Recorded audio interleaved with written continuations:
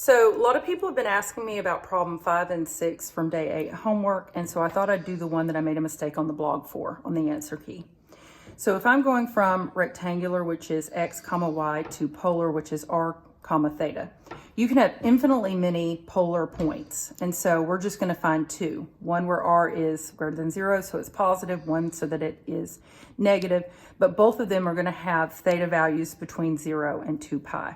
Let's go ahead and start with the easy part, finding r. You have to know these two formulas. R is the square root of x squared, negative 1 squared is 1, plus y squared is the square root of 3 squared is 3, which is going to be 2.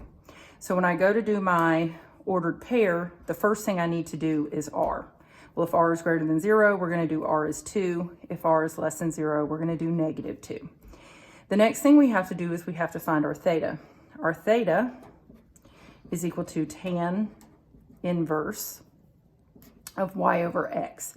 Now, y is the square root of 3 over negative 1, which means that my theta is tan inverse of negative radical 3. Now, this is the part that you have to think about. So when you're going from polar to rectangular, you don't have to think of anything. You just plug it into the formulas and it works. When you're going from rectangular to polar, you have to think. This ordered pair, x is negative, y is positive. It's in quadrant 2.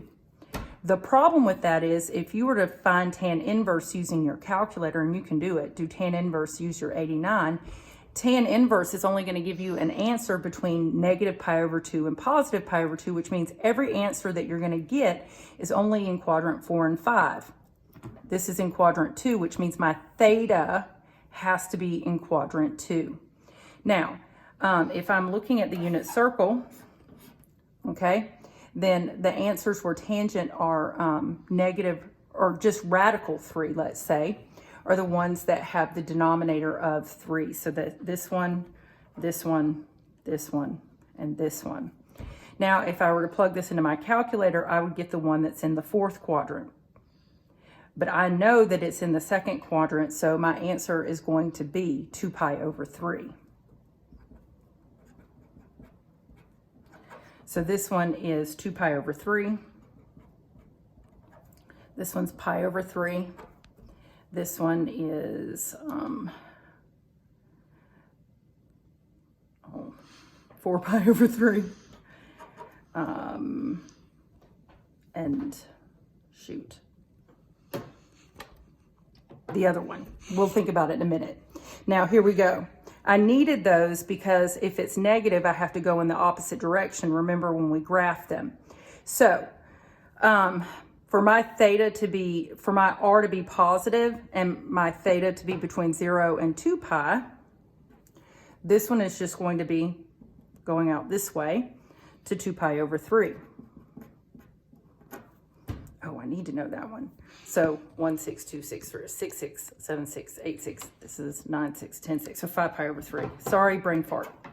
Now, so to find my other ordered pair, right? So if my r is negative, instead of going, so I have to do 5 pi over 3, but instead of going toward 5 pi over 3, I have to go backwards 1, 2. So this one would be 5 pi over 3. So that's it. Thank you.